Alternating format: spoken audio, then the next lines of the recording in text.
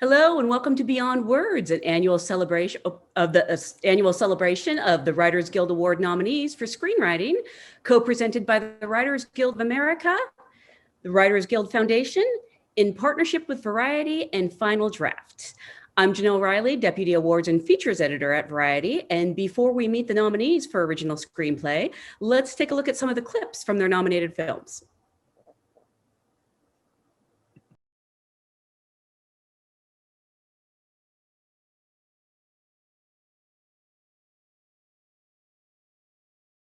Special Agent Mitchell, FBI.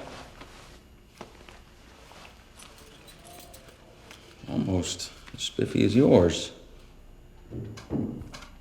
Now, tell me, why the badge? Why not just use a knife or a gun like a normal car thief? Badge is scarier than a gun. A badge is like you got the whole damn army behind you. This was always a good day here. You know? My wife in the prime of her womanhood. Little Joey tending his dog shit. Libby's gonna do a family portrait later this afternoon where we're all animals.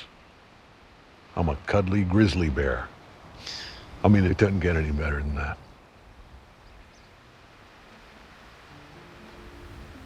You gotta find your Irvine. I don't have an Irvine. We all have an Irvine.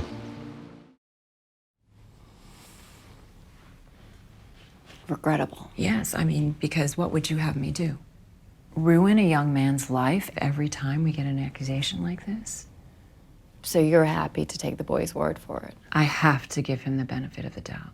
Of course you do. Because innocent until proven guilty. No arguing with that.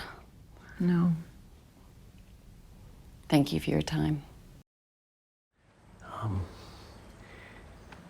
To the deed. The deed.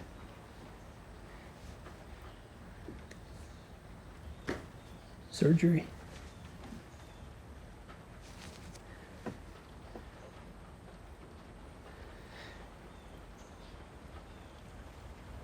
How'd you get the money? Sold my RV and other shit. Okay. Look, Joe, I really don't want to explain myself right now. Okay? It's time, okay? It's time. I gotta do something. Right? Try to save my fucking life. Well, if I'd known it was going to be the first wish of mine that came true, I would have aimed a lot higher. It's a yes or no question. When you came to Chicago, were you hoping for a confrontation with the police?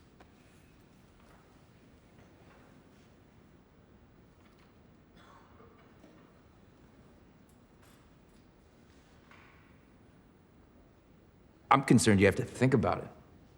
Give me a moment, would you, friend? I've never been on trial for my thoughts before.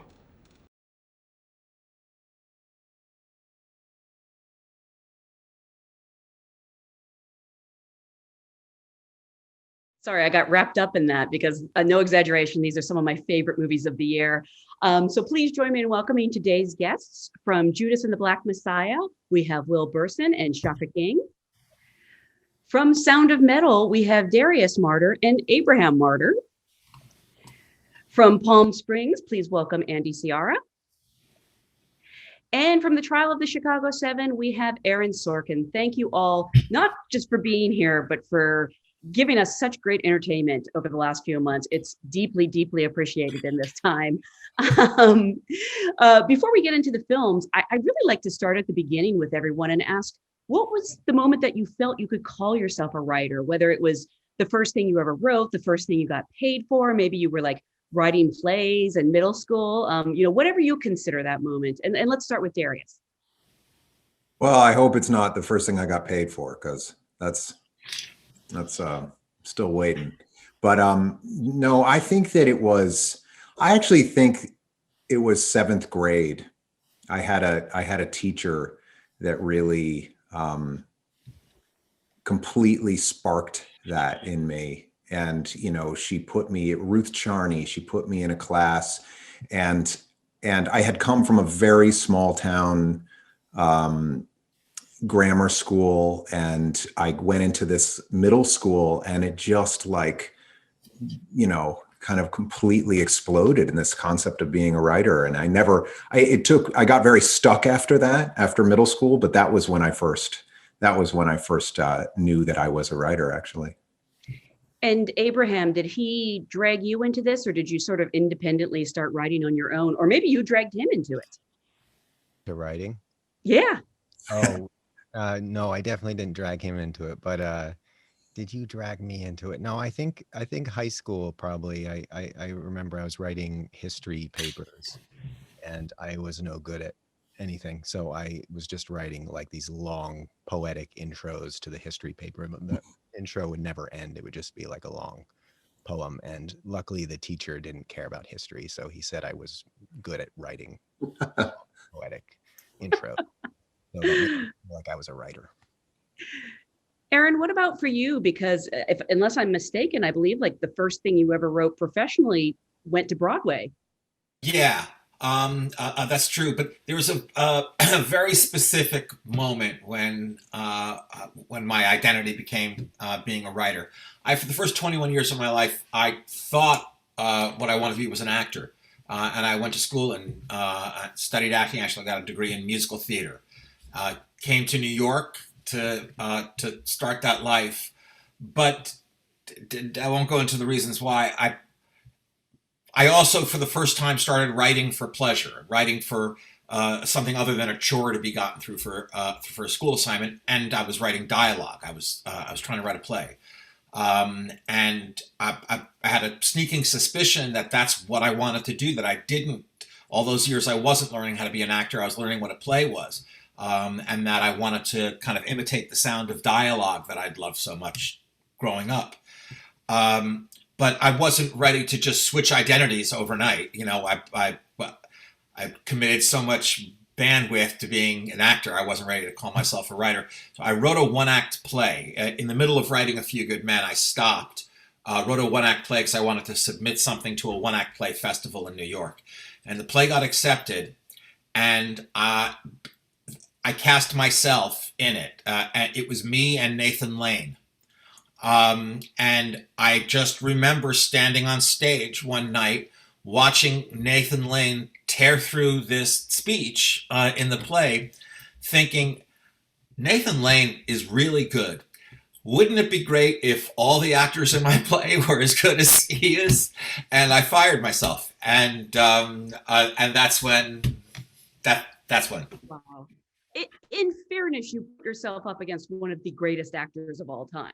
Yeah, but I want that to be the bar every time. I mean, it can't be, but that's who you want to stack yourself up against.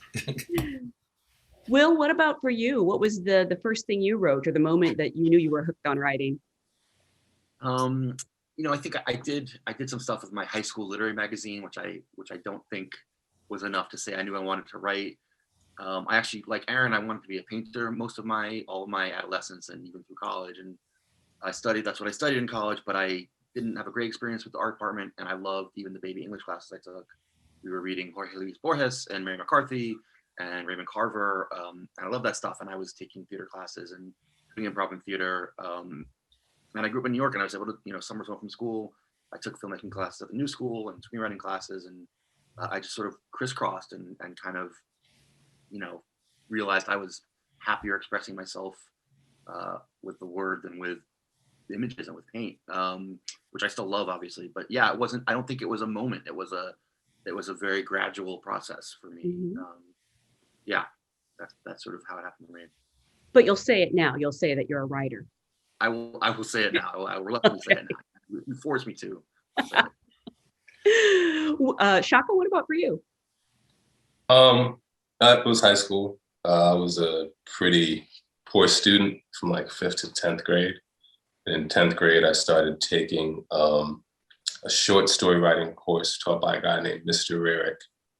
And I wrote my first short story, and it was well received by my classmates, and it was the first time that I had anyone sort of acknowledge or respect my intellect in like 5 years. And it spurred, sort of confidence in, other academic areas. And I just kind of was like, oh, this is something I'm good at. And, started to just kind of build upon it. Do you remember what the story was about? Yeah, it was about a 16-year-old kid who is considered a soul taker, which is basically like, there's all these people around the world who basically, when someone dies, take their souls and escort their souls to either heaven or hell. And so it was a 16-year-old kid who is doing that, and his friend observes him doing that, kind of catches him doing it and wants to, fulfill that position. And he doesn't realize that his friend is feeling terrible about it because he's going to have to take his friend's soul who wants this job. I want to read this. Can you please publish this somewhere? I have no idea where I'd find that shit now. Yeah, I need, and everybody here wants to buy the film rights. So, Andy, what about for you? I kind of just dabbled in nonsense. Then I was pursuing some like creative writing and at UC Irvine, and then I was in a band with my older brother, an indie rock band, and that kind of took precedent. So for the next 8 years, rather than write anything, I just was just doing the band thing. And then when that ended, I went back to AFI for film school.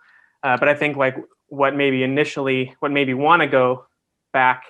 I think so. The first time I wrote anything was I was in 5th grade, impatiently waiting for the sequel to Jurassic Park to come out.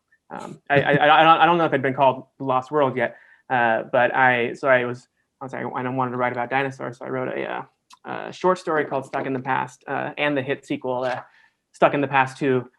Stuck in the Past 2 is about some people who create a time machine and go back to the past and get stuck in it. And the first one was they get stuck in the time of dinosaurs, and the second one was they go back to stop the assassination of Lincoln. No one ever read this beyond I don't even think I showed my parents it, but I think that's when I first got that escapist itch, and then just put it aside for many years. So You're such a writer. Do you have Post-it notes in your hand right now? Yes. It's either that, or I have a series of pens that I'll kind of shuffle between. So I love it. Well, I'm so happy to be here today with the original screenplay category, because these films are all so original and unique. And I would love just to sort of know where the initial idea came from and how it developed and how long it took to develop. And let's start with the films that are sort of based on true stories. Will and Shaka, if you want to talk about Chairman Fred Hampton, when you became aware of him and when you got the idea to sort of make his story, not just his story, but through the lens of him and frankly, this traitor in his life, into a film. Well, for me, it starts, the idea starts with the Lucas brothers, who brought the idea to me in 2016, and they said they wanted to make a movie about Fred Hampton and William O'Neill that they envisioned as The Departed set inside the world of COINTELPRO. And so, I heard that pitch and was instantly in, and we started to, develop a screenplay based on an outline they had. And just as we were about to get started writing, Jermaine Fowler, who plays Mark Clark in the film, reached out to me and introduced me to Will. Oh, wow. And Will, you had been working on your own version of the story? Yeah, I'd written a spec script about Hampton in 2015. And I was, my reps were setting it out to very little avail. And the story is so awful, and Hampton is so funny that I thought it might be good to get a comedian who could act. And I used to teach and perform at UCB. So through a mutual friend, I got the script to Jermaine Fowler, who was gracious enough just to take an unsolicited email and read it and was sort of like, yeah, it's not right. It's great, but it's not for me now. And totally unbeknownst to me, he sent it to Shaka, which is sort of how the whole ball got rolling, how we got hooked up together. Yeah, and we ended up kind of merging our different ideas. I think people in the audience here understand how rare that is. Usually when you're working on a, quote unquote, competing idea, it's very rare for two people to come together and say, let's work together. Was there a point where you knew that you could work together? I mean, we sat first down. Like we first sat down, it was at what was the name of that restaurant, Will? Home on Hillhurst. Love Home. Yeah, and it was like we sat there probably for like 2 hours, 3 hours. Yeah. But I mean, we were like going like hour and a half in. And we're both native New Yorkers, but basically the same age. Like I feel like we have the similar sensibilities. We both come from TV too, which I think takes a little bit of the ego off in terms of collaboration. Yeah, it was great. It was no problem. Wow, that's so cool. And Shaka, did you always know that you were going to direct? Yeah, which is I think also the reason I was like so comfortable probably doing it, because I was like, I think it would have been a lot harder if I had known. Yeah. Sure. Aaron, for you, I believe that you didn't really know about the Chicago 7 until Steven Spielberg called it to your attention. Yeah, it was 16 years ago. 15 years ago in 2006. On a Saturday morning, Spielberg asked me to come over to his house. And just to be clear, that's not common. I don't hang out with Spielberg. And he said he wanted to make a movie about the Chicago 7. And I said, count me in, the Chicago 7. It sounds great. This will be a terrific movie. And I left his house and I called my father and asked him who the Chicago 7 were. I just faked my way through the meeting with Spielberg. I just was saying yes to Steven. But then I found out there was a long period of research. There's a dozen or so good books written about it, some of them by the defendants themselves. It's a 21,000 page trial transcript, but most critically, I got to spend time with Tom Hayden, who was able to give me something I wouldn't have been able to get from the books or from the trial transcript, which was an insight into the personal friction between he and Abby Hoffman. But something incredible happened. Two incredible things. One, the movie managed to come out at exactly the right time, right? But the other is this. The trial of the Chicago 7 brushes up against Fred Hampton's story, right? Fred Hampton was Bobby's closest advisor in Chicago and confidant at 21 years old. Always sat right behind Bobby in court. And it was during the trial that Shaka and Will's movie happened. And during the trial that Fred was executed by Illinois State Police. And I always felt, for all those years of writing the script, and I wrote it dozens and dozens of times, not to adjust it to events that were happening in the world. I just kept rewriting it the way a screenwriter would, just to make it better, in the hope that one day it would get made. And I always felt bad that I wasn't going to be able to fully tell, or really in any way tell, Fred Hampton's story, because that it was simply going to play as something that happened during the trial that obviously affects Bobby deeply. But I couldn't stop telling the story that I was telling to go back and tell, and tell the story of Judas and the Black Messiah.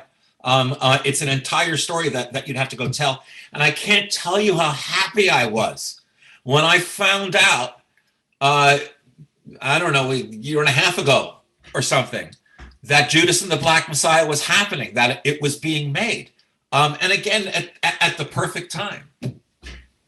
That is so cool. And I actually just realized, this is like my lame connection.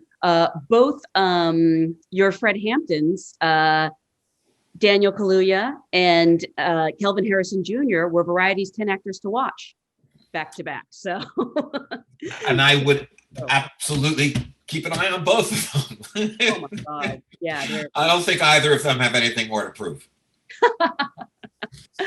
Darius and Abraham, with Sound of Metal, I know all movies are personal to some extent, but this movie feels so personal. I'm curious what inspired it. Well, it is personal, and it certainly became increasingly personal as we went. But you know, the movie, I met Derek Cianfrance, my friend, 13 years ago, and within 30 seconds of meeting, we were talking about this movie. And I don't mean this movie. We were talking about the seed that would become this movie. Derek was shooting kind of a hybrid doc of this metal band Jucifer that is made up of a man and a woman that travel in a Winnebago around the country, and it's fantastic. It's just like Derek's such a great filmmaker, and we just connected. I had just made a doc, kind of highly narrative doc, and I had just cashed in. Actually, at that moment in time, I was working as a chef in New York, like a personal chef and a food stylist. And I had 2 kids, and I was hustling. And I had just decided I'm quitting all of it. You know, I'm quitting, no more. I'm just writing or directing. That's it. I'm just writing. So I was kind of showing up to a box every day and just writing another script. And this thing really caught I mean, I just loved it when Derek was talking about what he was shooting. So I started cutting the footage, and it was in the process of cutting the footage that I kind of stumbled on some of the early, you know, infrastructure of what Sound of Metal would become. And then I eventually said to Derek, you know, I got to write this thing. And so I started writing, and then my bro, Abe, you could speak to this, but it hit us both at a time of incredible transformation in our lives, a really difficult time in life, I think, for both of us in a certain way. And Abraham, you had just had this incredible physical, your back had been blown out, right? And everything, you couldn't even pick up, Abe's a musician, he couldn't pick up a guitar.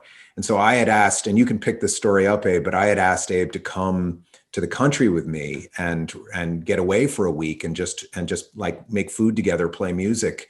And I was going to write and he was going to do his thing. And it was like this little lifeline. That was such an unusual thing for us to do. You know, I had kids, I never got away. And that week that we went upstate, that was kind of when, you know, we started talking about the script and realized, shit, we got to do this together, you know? And it was really interesting because I think it met us both at a time when it met us both when we really needed it, Mm-hmm. you know? And Abraham, had you written together before? No, I've been a lifelong songwriter and never really thought of writing a screenplay. But me and Darius have always talked very easily about each other's work. And I always loved talking about what he was working on. And so it was pretty natural when the conversation started. And yeah, it was a thrill. I just have to ask, is your back okay now? Because that's a horrible thing to go through. Yeah, much better than it was. Okay. Yeah. Okay. And Andy, I love that Palm Springs openly pays tribute to Groundhog Day and acknowledges this idea of time loops. But you really put your own spin on it. I'm kind of curious, you know, how that idea developed. I mean, it was never initially a time loop rom-com at a wedding. It was kind of this weird, like, existential bender in the desert. So Max, the director, and I had just we'd made a couple shorts together while we were at AFI. Then we'd finished up there, and we said, let's do our first movie together, some micro budget thing. I'll write it, you direct it. We'll come up with the idea together. So we went out to Palm Springs. We're both Southern California kids and have like an affinity toward Palm Springs, and had a lost weekend of sorts. And it was kind of like a therapeutic sandbox in a way, like 2 kids playing in a sandbox and just talking about love and shame. And I was on the eve of my own wedding. And out of that weekend, we had this seed of like an idea of like, what's the character of Niles, very on the nose name, like kind of an armchair nihilist. And the idea of like taking this guy who claims to care about nothing, and is it possible to put him on a journey toward caring, finding a reason to care? Now that was it. That was like, that's all weird. It was a challenge almost. And then so I didn't. From that point on, we'd have these like long conversations every now and again, and I'd go off and write and not really outline or do any kind of roadmaps. It was a very exploratory way and a very inefficient way of writing a screenplay. That's why it took so long. But I think it was essential that it went all these different places and abandoned drafts, because of like, I think throughout it I realized like I didn't believe this character. I didn't believe like a person who is, you know, in their 30s, like this, maybe he's read The Stranger once and all of a sudden he feels like, oh, nihilism. But then that's where this idea of like, okay, now let's bring in the time loop thing. And we were most interested in like that plateau point on when a person goes through a time loop. It's like when they go in, like we've seen like Groundhog Day and Edge of Tomorrow and Russian Doll, like all these, it's already done better than we could ever do it. And all these, like when you're stuck in a time loop, you go through all these different the feelings. And we were most interested in like, okay, what happens when you feel everything? And now, like, and then one of the first lines that was written was and I think initially the first line of the movie is, I felt everything I'll ever feel, and now I will never feel ever again. And so we were interested in like, okay, he's at the plateau point, and what happens for the next like 100 or 1,000 years? And then how do we disrupt that? And is there a way to like, you know, use that as to get back to our initial question of, you know, taking a person from caring about nothing on a journey to care, finding meaningless in a meaningless world. So there's not really a nice like way to sum up where the idea came in, because it was like eventually just in the exploratory drafts there was a magical cave and a trip to Irvine and all that shit.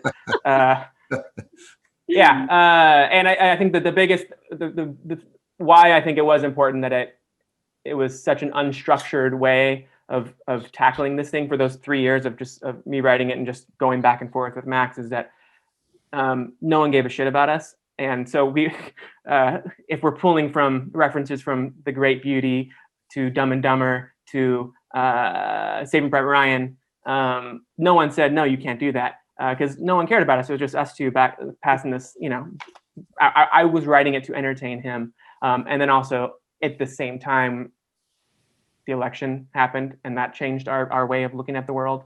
I got married and had my first kid, so that changed my way of looking at the world.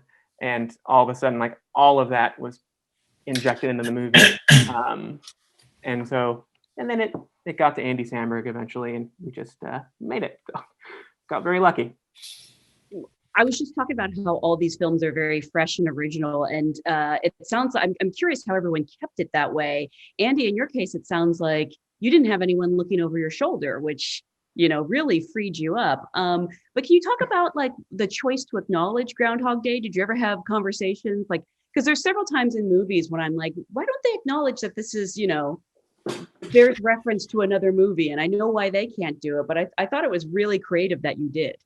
I think it was more like when we decided to just do the time loop thing, we were too naive to get in our own way. Like two smarter people would have said, maybe you shouldn't go after one of the greatest comedies of all time. But because I think this is where our naivete kind of just benefited us, we're like, let's try it. But in doing it, like I think even at one point he does, in one of the earlier drafts, he does list off like, it's like in these movies. And that was like, maybe way too many steps too far. But it was just a way to like acknowledge that I always want to be aware of what the audience is watching, what they are going through, what they are feeling, and try to play against that. And it was I think audiences are very smart these days, and it's just a way of like, hey, I see you, you see us. Now let's move this. Let's move all these things aside because we've seen that. Now let's take the baton and go in a different direction. But and I think, you know, a lesser actor than Andy couldn't deliver that line and make it like both, you know, funny and not too pretentious. So yeah, absolutely. I would love to talk to the rest of you about if there were elements or tropes that you knew you wanted to avoid. Darius and Abraham, we've seen films where people grapple with a disability, but I've read the script on the page, and you really put the audience inside Ruben's head. In the script, you describe what he's hearing, what his sensations are as he's losing his hearing. Was that something, you know, you're writing probably knowing that you're going to direct it? You know, I'm really curious about things that you knew you wanted to include, things that maybe you wanted to avoid? Well, yeah, there are a lot of pitfalls with discussions around in movies, and a lot like what you're talking about, Andy. Just you're aware of. We knew that this was tricky territory, and it was precisely because it's tricky territory that it was interesting, because you could subvert those expectations and actually use them in a way to your advantage. Which is to say, I think we talked a lot about this, like, going into this script, you think you understand what a disability story is, which is really pukey. And it was wonderful. It was an incredibly difficult exercise, but to really be focusing on sincerity and this kind of empathy machine that is this story, and having that kind of true north of sincere human expression be what this story was about in all moments, rather than an idea or some false sense of triumph. This was always going to be this kind of sound in 3 acts, and this real story of basically this 5 stages of grief. So following that kind of roadmap was really rigorous, but we knew when we were stepping in. And Abe, you're so good at, you're a great truthometer. I always feel like Abe is like true north. If it didn't pass the Abe test, it was just that was always there, and quite often it wouldn't, and we would have those moments of nope. Nope, that's not it, and yeah, it was really exciting that was a really wonderful process to stay in that kind of mantra. Abe, are you always a good truthometer, or is it just that you can be really brutally honest with your brother because he's family? I think he's being nice. I mean, I think the reason why we worked well together is because we were both that way in different ways for each other.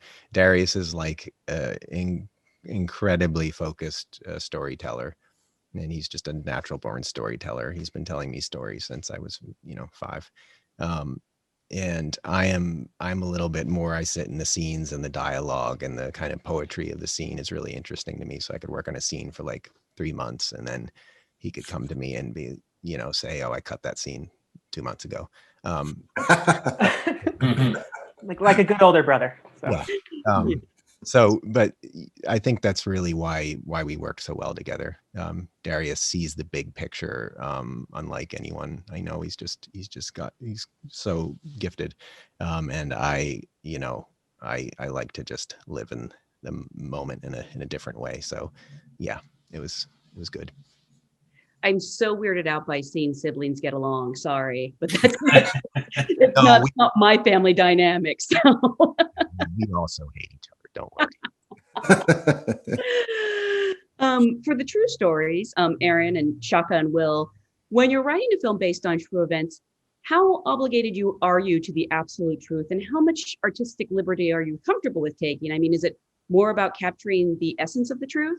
And also, Aaron, part of Trial of Chicago 7 is a courtroom drama, and were there things you knew you wanted to do or not do, considering you probably wrote the greatest courtroom drama of all time?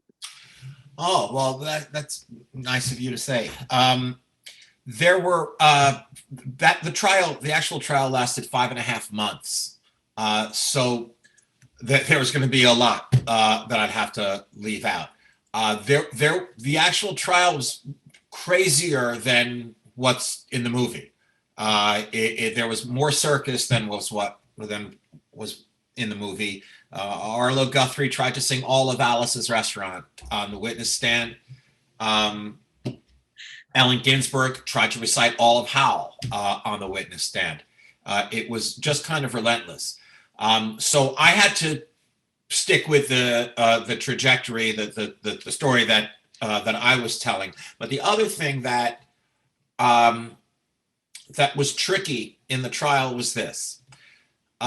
2 of the defendants, Abby Hoffman and Jerry Rubin, Sacha Baron Cohen and Jeremy Strong, felt that it was their job every day, and so therefore did the actors, felt that it was their job every day in the courtroom to demonstrate to the judge that they have no respect for this trial at all. And my problem was you can't have a courtroom drama if one side appears as if it doesn't care if it wins or loses, right? There won't be any tension there. So that had to be managed a little bit. But you ask about nonfiction, when you're writing nonfiction and what what you're willing to play with in terms of truth. And I'm sure that, first of all, I'm sure that every writer has their own compass. If your compass is broken, the studio's legal department is usually happy to help you out. But more than that, for me, Chicago 7, it's a painting. It's not a photograph.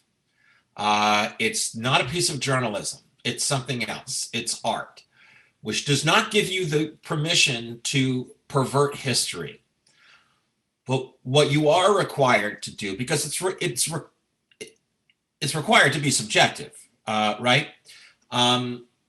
There is a difference between truth and accuracy. Accuracy is something very important to journalism, not as important to art if it's a nonfiction story. For instance, Bobby Seale gets bound and gagged in the courtroom. It's a big moment in the film. It was a big moment in American history that happened in a courtroom. And the back and forth between Bobby and the judge is directly from the transcript. It's one of the few moments in the film where I just didn't want to mess with the transcript at all and did that. However, in real life, he sat in the courtroom for 4 days, bound and gagged, whereas I, in the film, immediately have the prosecutor ask the judge for Bobby to be separated and have a mistrial. Why? Just because in terms of being a dramatist, it doesn't make any sense to have Bobby sit there for 4 days. It'll seem like the audience isn't supposed to care anymore that he's bound and gagged, that we're moving along and telling the story. So it's okay to make a decision like that. You haven't perverted history. The truth of the moment is still there. That happened to Bobby. Bobby showed tremendous courage in standing up to the judge. That happened. The truth is there. Is it accurate? No, it lasted 4 days and not 5 minutes. And I'm sure Shaka was making those kinds of decisions all the time. Yeah, absolutely. Shaka? I mean, I think it's subjective. I probably disagree a bit with Aaron, just because, it definitely ratchets up the level when you get the family members involved. And, Ryan, it's something Ryan and I talk about all the time, just how our concept of public domain has changed significantly now that you don't have a choice when, details that you as a dramatist might find, innocuous or small, have really major consequences for the folks who, survived this traumatic experience. And so, there were certain things that we just could not alter, could not change, because they would have done tremendous harm to Chairman Fred Hampton Jr. and Akua Njeri. And so, I think the line is, it's like I said, I think it's up to the writer. I think, like hearing Aaron talk about that scene with Bobby Seale, and how he reduced the 4 days to 5 minutes.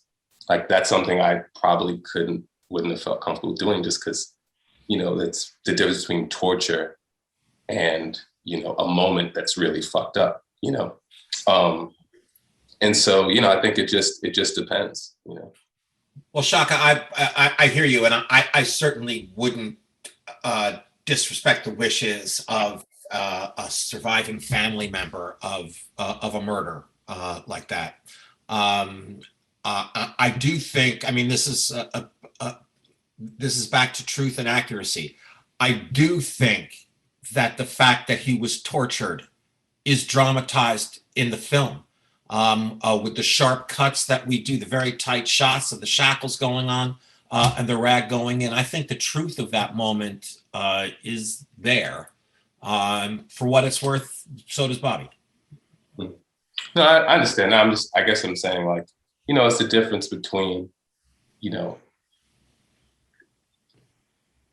I just am imagining, if I have to watch this guy get trotted in and out day after day after day, bound and gagged, what that feels like as a viewer versus, witnessing something and then the tension in a lot of ways being released. I mean, I think, like I said, it's all subjective, and I understand the difference between truth and accuracy because, as Will can attest to, we had to change. I mean, we had to eliminate Richard Daley from our movie, who played a tremendous role in the assassination. The same goes for characters like, State's Attorney Edward Hanrahan. So, in elimination, you can also end up subverting the truth. So it's subjective ultimately, but I think, like, there's certain things you just, there's certain things in our movie that we got the green light from Chairman Fred Hampton Jr. that he regrets giving us the green light for,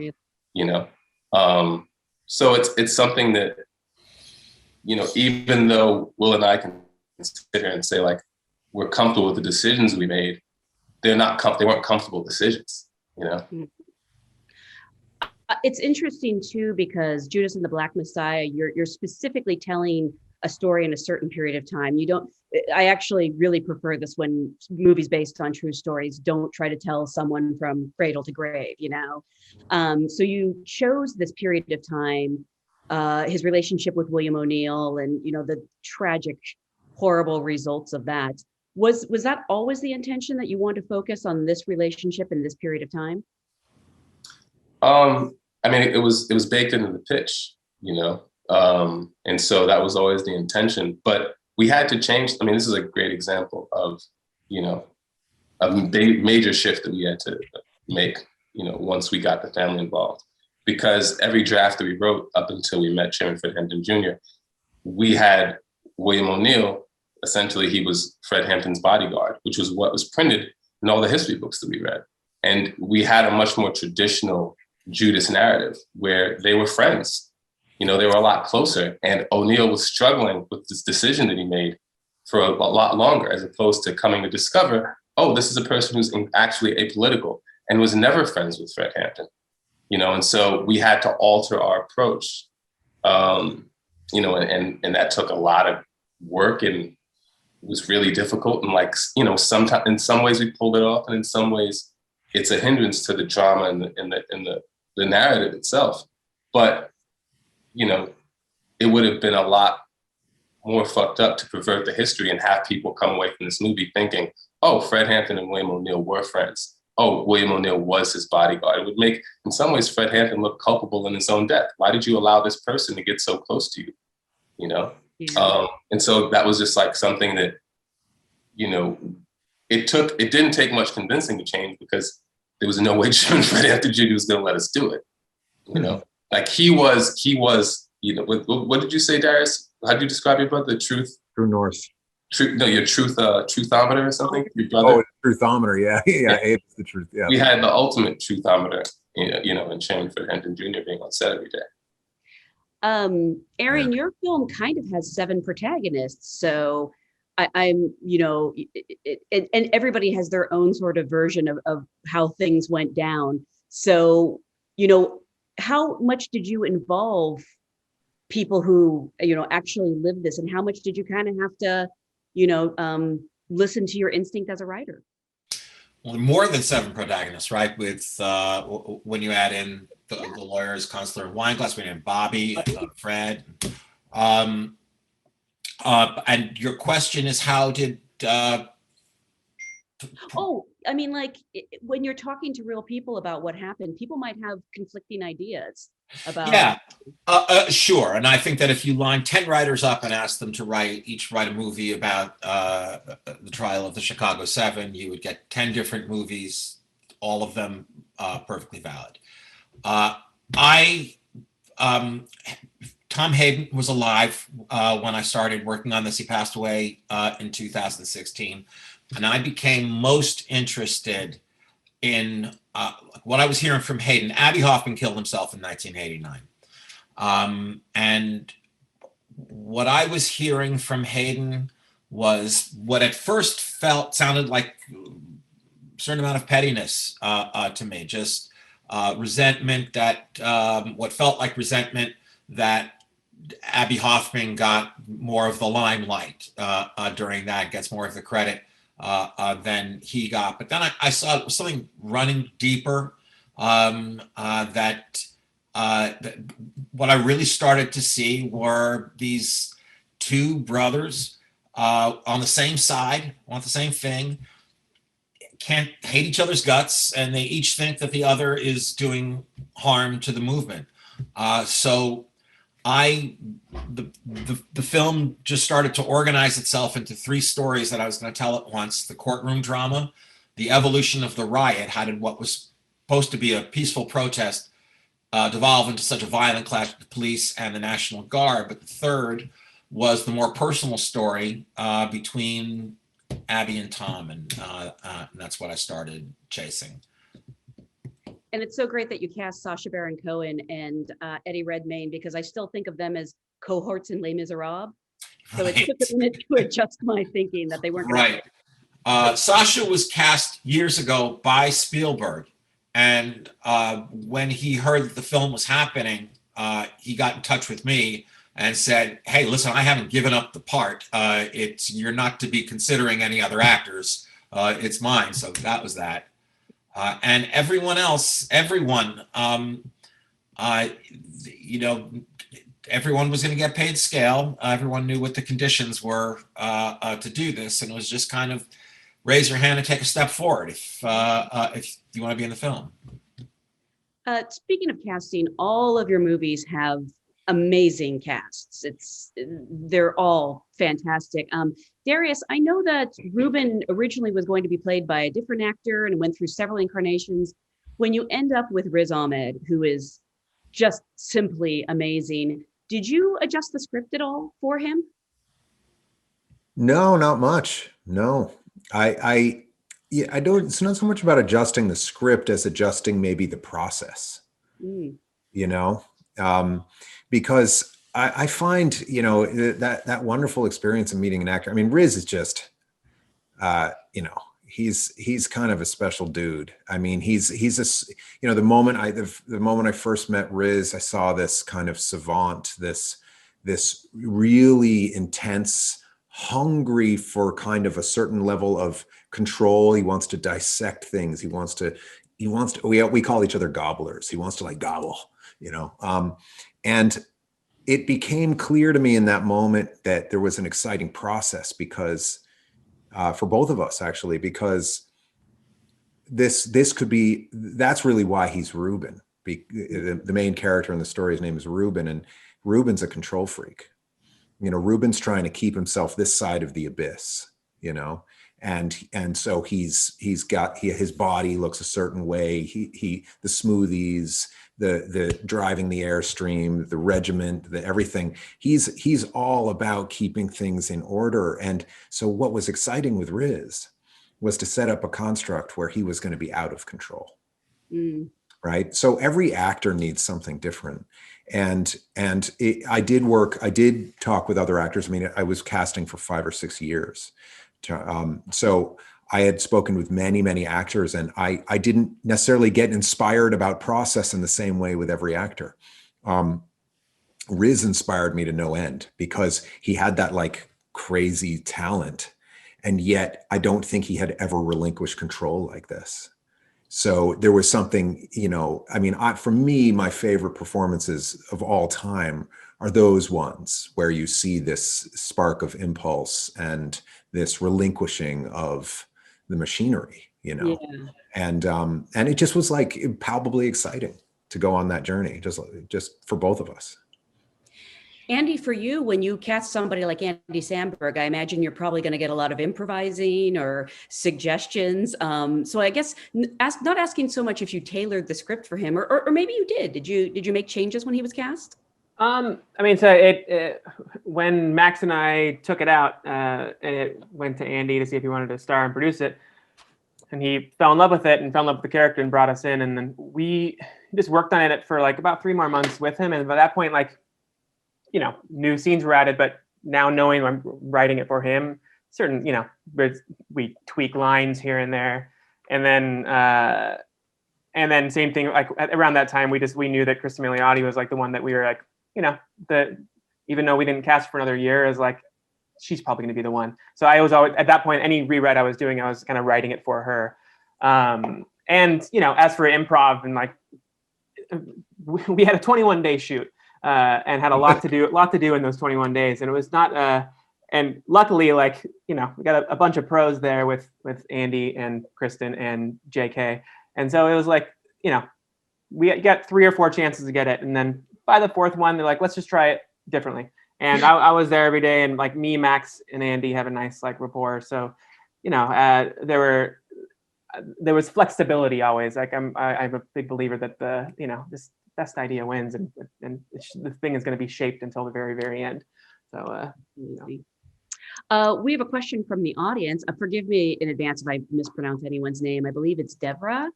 In a pandemic year, so many films made for the big screen were viewed on small ones. Does anyone think this changed the perceptions of your films? And as big small screen openings become the new normal, what have you learned that may change the way you write movies in the future? And let's start with Will. Boy, I don't know if I've learned anything. I'm stir crazy, and yeah, there was an article in The Guardian a couple weeks ago about all these writers having writer's block, and how everyone thinks this is going to be this incredibly liberating gift for writers to be shut in all the time, and it's just suffocating. So I've learned that I don't want to spend a year plus in my apartment, which is not a great creative lesson. You know, I don't think Judas was received differently. I think I think it's too bad that nothing's on the big screen now. I think it's great that probably more people saw it ultimately because it was streaming. But I'm hopeful enough in consumers that the reception is, even if the experience is different, the reception and the processing and the reactions are basically the same as my hope, or maybe I'm being naive, but that's my hope.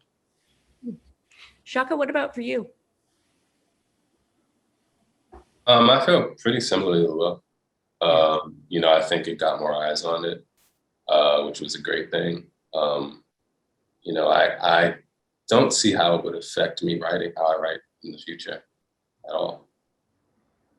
So your writing process hasn't really changed because my writing process. Well, you know, the thing is, my writing, I haven't had a chance to write anything since we've been, you know, cutting the movie and then, you know, promoting the film. So hopefully by the time I get back to writing with any degree of consistency, this will be behind us a bit more. Mm-hmm. I certainly hope so. Abraham, for you? I mean, it's really interesting with the theater experience with this film. We spent so long on this sound mix, as Darius can tell you in more detail.